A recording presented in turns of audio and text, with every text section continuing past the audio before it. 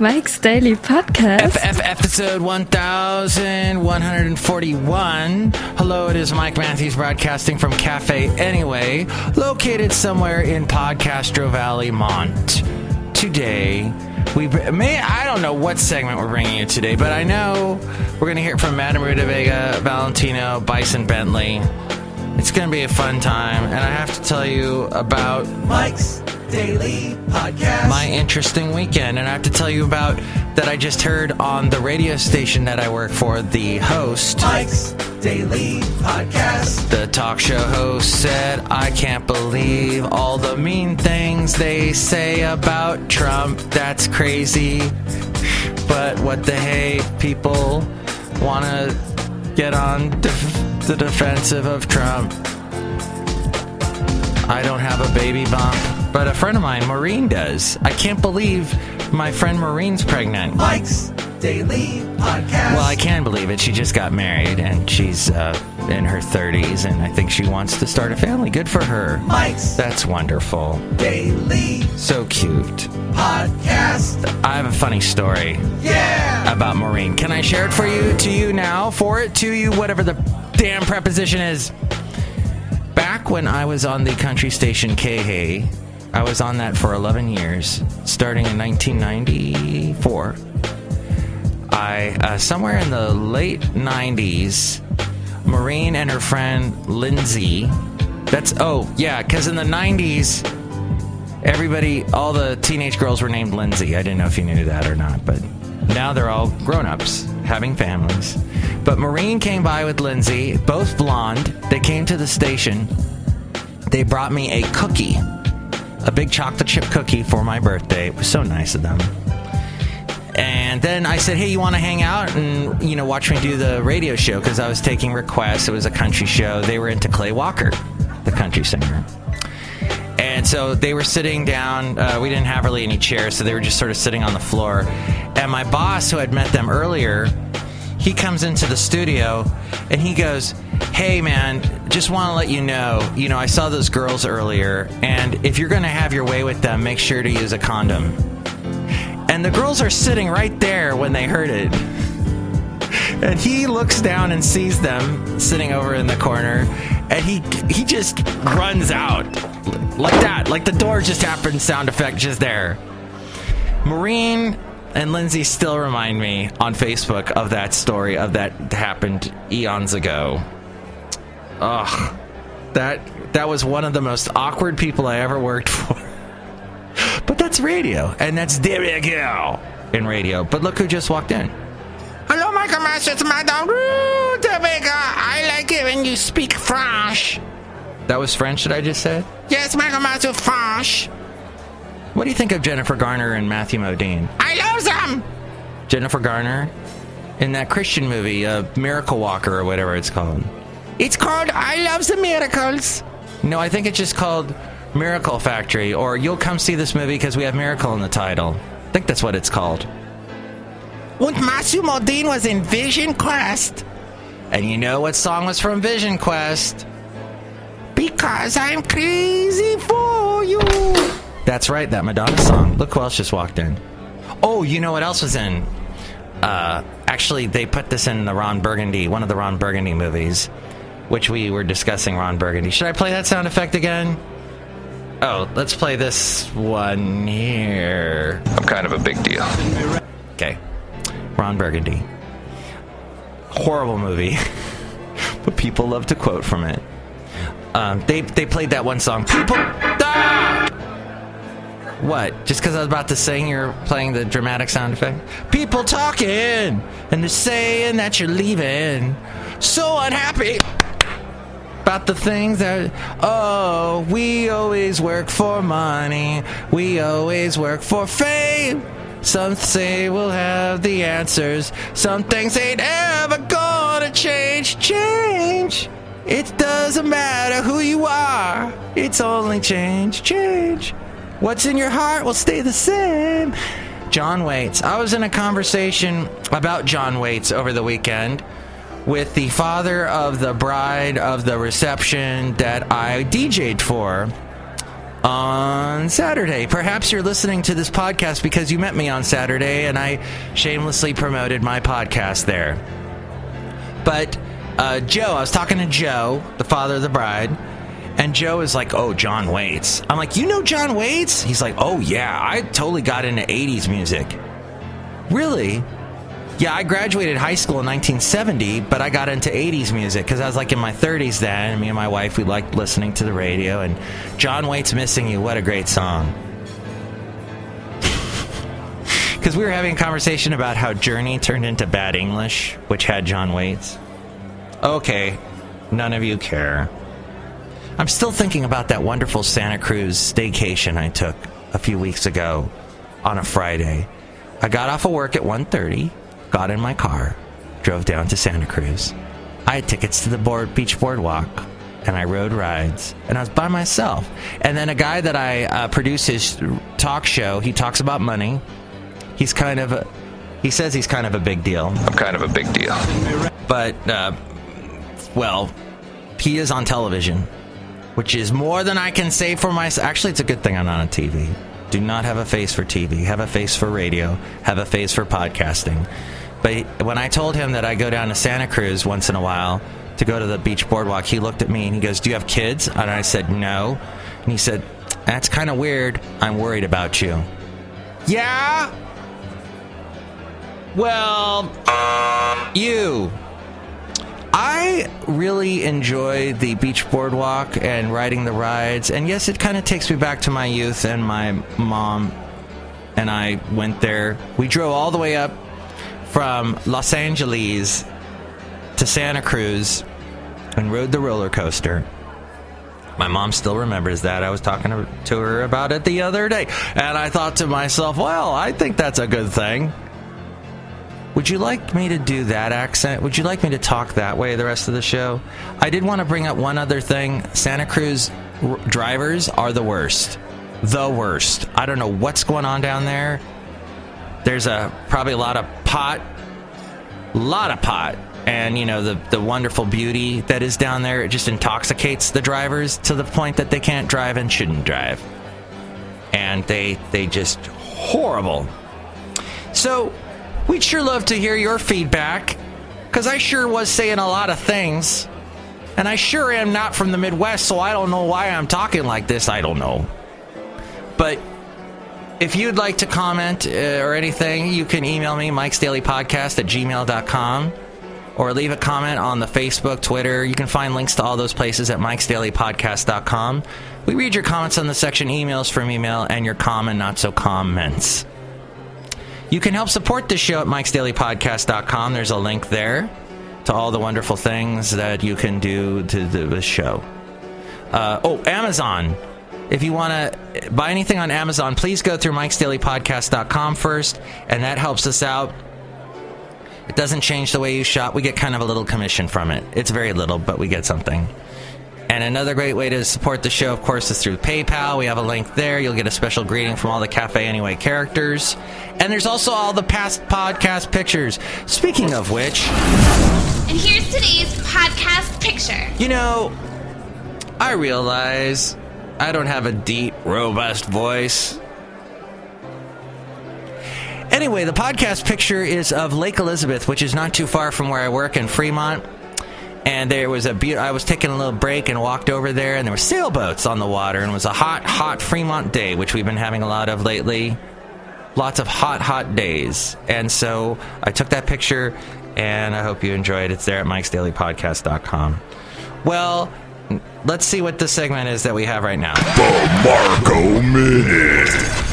The Marko Minute.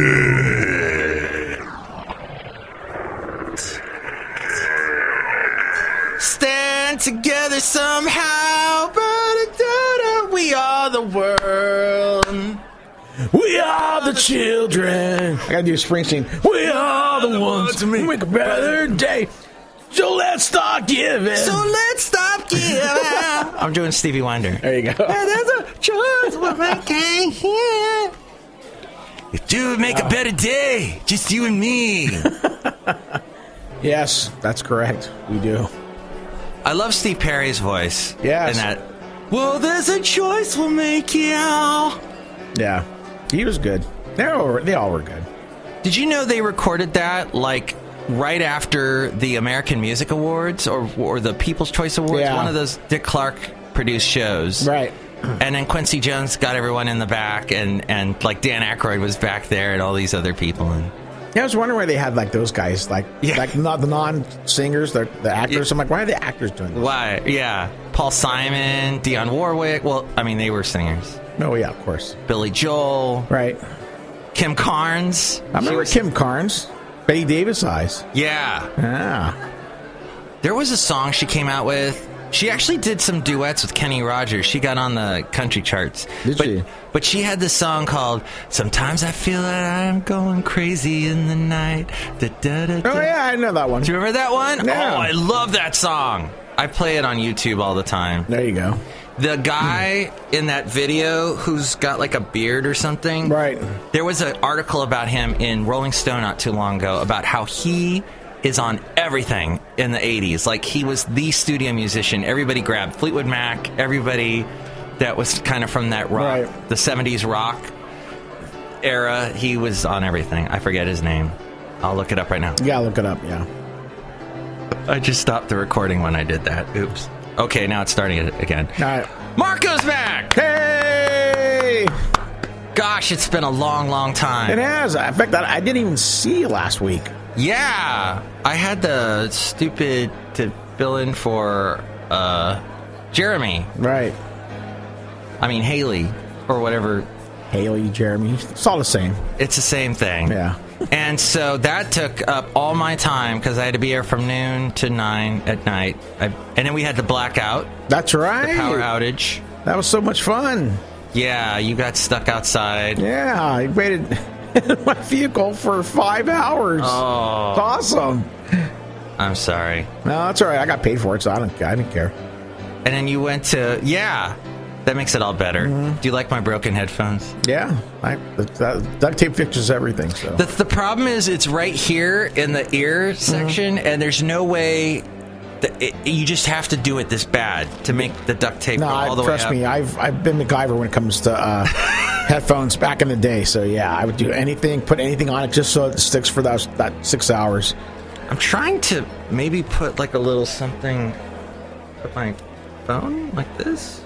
He's actually putting this phone and his headphones on top of his head, just to give you guys a visual. That was a phone on a phone Yes. on a phone. Yeah. Marco, tell me about Weird Al Yankovic. Oh man, that was such a great show. Not this past Sunday, not yesterday Sunday, but the Sunday before that Sunday. Oh. And yeah, he performed at the City National Civic Center, which is basically just a San Jose, Civic Center. And I took my best friend. I was able to score some free tickets to that, and he came on right at 8 o'clock sharp. Did 2 straight hours, no break, and just did an awesome job as he always does. I mean, this guy is so entertaining.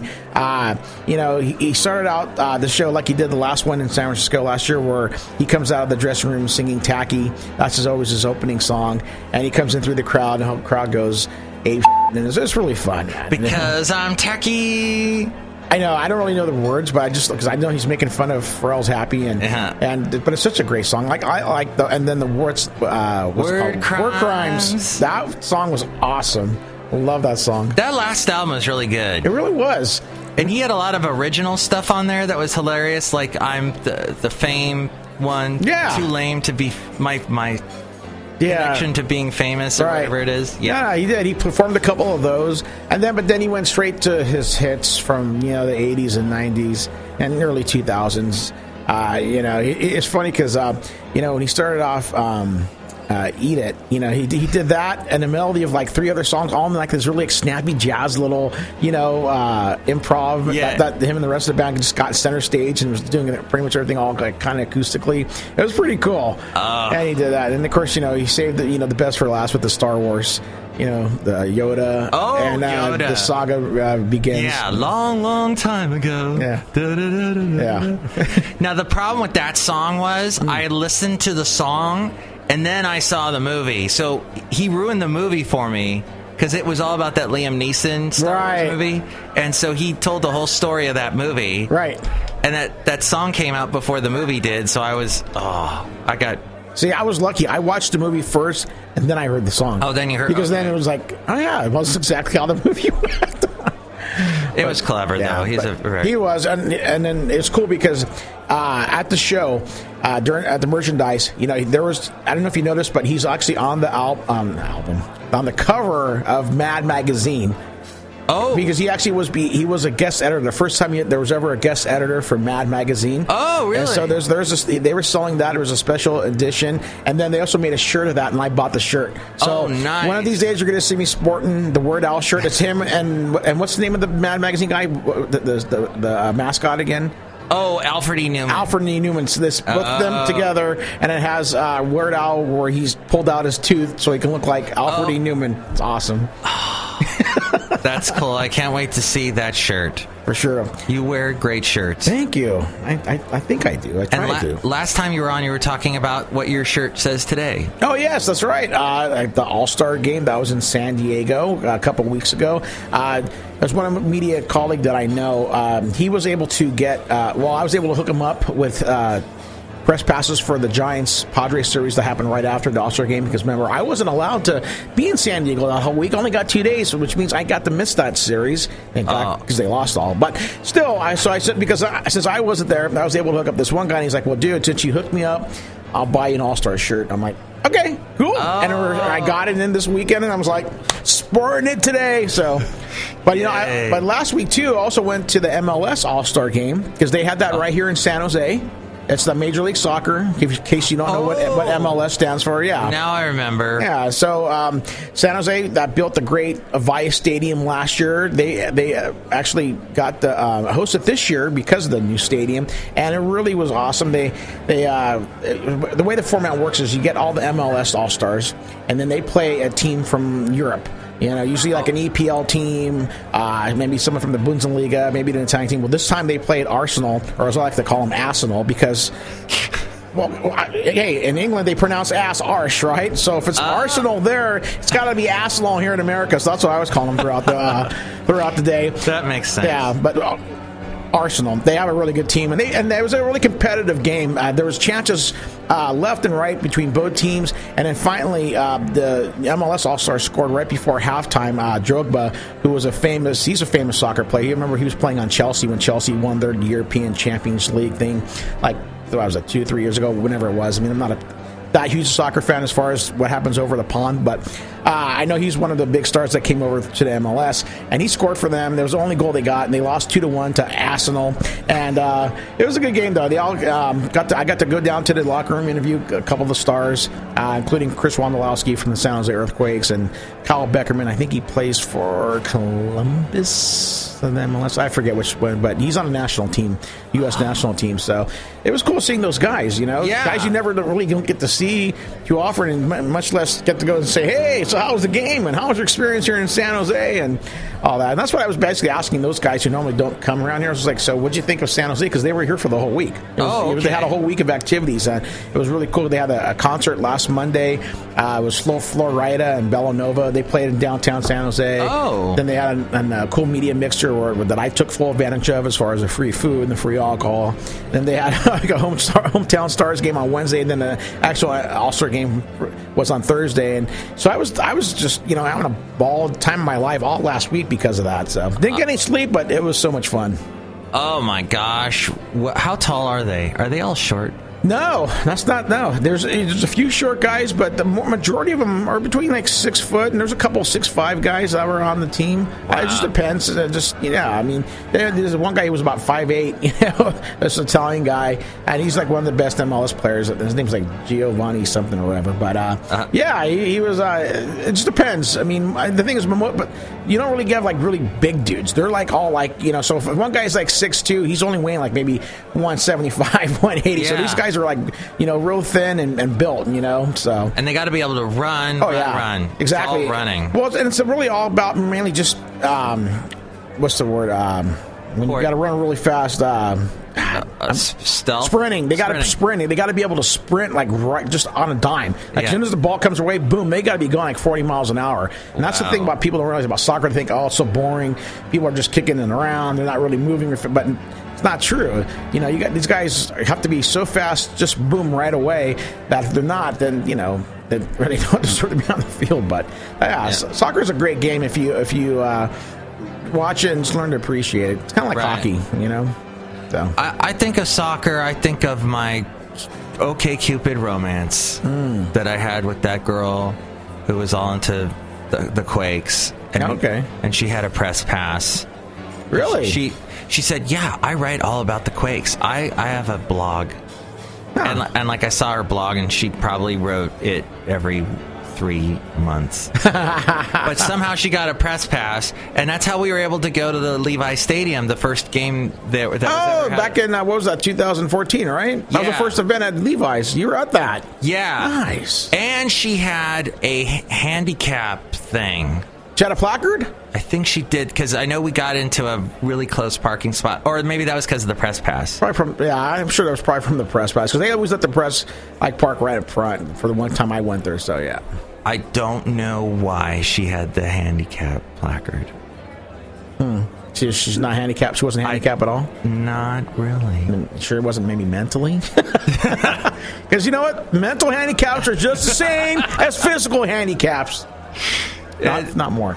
So that was a fun game to watch because I think at the very end we beat Seattle, like at the last second. Yeah, I remember that. It was like, I think it was 2-1 that game. But yeah, I remember watching it and saying, God, Levi Stadium looks cool, because no one really seen what the inside looked like until the Quakes played that game. Yeah. Because the Niners game, first preseason game that year, wasn't a thing until like a week and a half later. Oh, okay. So yeah, that was the very first event in Levi's. It was a San Jose Earthquake soccer game. And, that was cool. It was around, around like 2 years ago? It was about 2 years ago. I would say next week, I think it was. Yeah, it'll be 2 years, I think, next week. And they had fireworks over at Great America while it was going on, so you could watch the fireworks. Right. And the planes land like close by or take off close by, and there was just so much to see. It was an interesting. True. And you got kind of a nice sunset around there that you can see. And right. No, actually, Levi's is nice for, I think, anything but a football game. I was there. I was at the stadium game for the NHL when the Sharks played the Kings there last year, last February 2015, and there was 70,000 people for that thing. Wow! And it was really cool. Even though they stuck us way up in this press box, which is like the very top level, like basically where the roof is at. So watching something from there was not great, but I got to walk around the stadium and see all the sight lines, and then actually got to go down where the ice was 2 days before the game, because they were letting the media do that, and that was really cool just to experience that whole thing, because it's the first time Bay Area's ever had any kind of a outdoor hockey game, and it was pretty cool, even though the Sharks lost it that day, but still the whole experience was really awesome. Wait, what? They did hockey outside? They did hockey outside at Levi Stadium last year, yeah. How the heck do they do that? Oh, it's easy. The way these ice people that put the ice on. Oh, the Zambonis? Well, no, the Zamboni just smooths the ice. This is people who actually create the rink and put the ice on there. They have this system and all these huge machines that are outside that funnel in like all this like cool air or whatever it is that keeps the ice cold so it doesn't melt. That's amazing. Yeah, it really was. And it was cool because the media, we were the first ones to actually go out on the ice. We had a skate that if you brought your skates, you could go on there. I fortunately didn't have any, but I was still like hanging right next to it, and I got to like touch the ice and reached over, and it was really cool. And the fact that they had that, the system they have in place is like just so state of the art. The thing is, they had, and then the year before that, they had an outdoor game at Dodger Stadium for the Kings and the Anaheim Ducks. Wow! The year before that, so I didn't know they did that. Yeah, they could do that. That's amazing what technology can do. Is you can have outdoor hockey in places where it's 75 degrees if you want to. And now, luckily, it was a little bit cooler last year for the Sharks Kings game, but that game in LA, it was 75 degrees that day.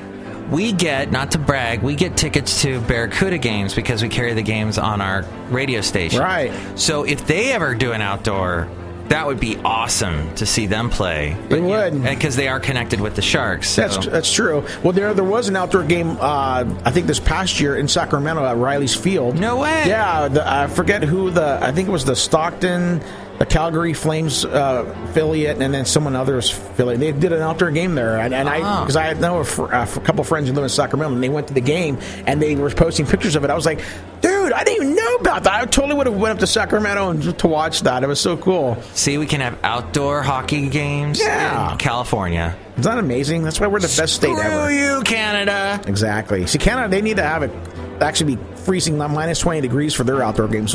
Us, we could be out here 65, 70. Throw us on some ice. We're good to go. All the ladies in bikinis. Mm-hmm. I'm not being misogynistic. I'm just saying ladies look nice in bikinis. Oh, yeah. Well, if Katy Perry can say it, then I think it's okay for everyone else. California. Exactly. You knew exactly where I was going with that. We are the world. Anything else, Marco? I think I'm okay now. Yeah. You got it out of your system. I got it all out of my system, yeah. Well, anything you forgot, we can do on another edition of the Marco Minute. There you go. Thank you, Mike. All right, that was an awesome segment. As we go outside of Cafe Anyway, we're bringing Mike's Daily Podcast, somewhere in Podcastro Valley. Outside here, all the Cafe Anyway characters, including two that I did not mention. Hello there, Mike. It's Valentino, the back attendant. And this is Bison Bentley. Do you know that? Mike, we agree with this guy on that, so I'm not going to go deeply into it. that you are bashing Trump too much. Yeah, leave him alone. He's a good guy. Do you know that? He's a good guy. Okay. Basically, he puts down everyone and anyone. He belittled a woman who had lost her son recently. He tries to get Russia to invade us. What else? I mean, the list goes on and on and on.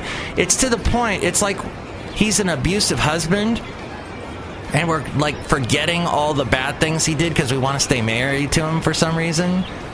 You Trump supporters want to stay married to him even though you don't really like him. I don't get it. Mike, you're blowing this way out of proportion there. Chris Christie, 2016. Yeah, Chris Christie. Do you know that? He is actually part of Trump's cabinet already. He's going to be part of the transition team. He's already been designated to be part of his even though he is not president yet. Let us be thankful for that. Let us relish these few moments left that he's not president. But he's part of Chris Christie's already part of his transition team to get him into the White House and everything. Heard that. Oh, I also heard another interesting thing today as we're wrapping up the show outside here of Cafe Anyway, located somewhere in Podcastro Valley, Mont, that cremations this year, for the first time, have surpassed burials. Isn't that interesting? That's an interesting fact. Yeah. Our world, which makes me think of the Doctor Who episode from, was it 2014? Where you find out that if you get cremated, you are, your soul gets cremated too or something. They made some weird comment about it in Doctor Who. But I'm kind of turned off by Doctor Who. And that's part of my review. Mike's absolutely useless review. I think I'm done with Doctor Who. I may or may... You know what? I think this season, when Doctor Who comes out, supposedly they're making a movie, I could care less. I'm probably going to watch... I'll probably watch it when it gets put on Netflix, which will be like a whole 2 years after they debut. I used to have to watch it the night of, or, get my hands on the episode somehow by hook or by crook. But nope, I think I'm done. Okay, thank you for listening to the podcast. Next show, we're going to bring you Chely Shoehart, Floyd the Floorman, and John Deere the engineer. It's going to be a humdinger. Isn't that right, Clarence? Mike's Daily Podcast is written and produced and performed by Mike Matthews. His podcast is super easy to find. Download or listen to his show and read his blog at MIKEs-DAILY-PODCAST.com. Email Mike now at MIKES-DAILY-PODCAST@gmail.com. See you tomorrow. Bye!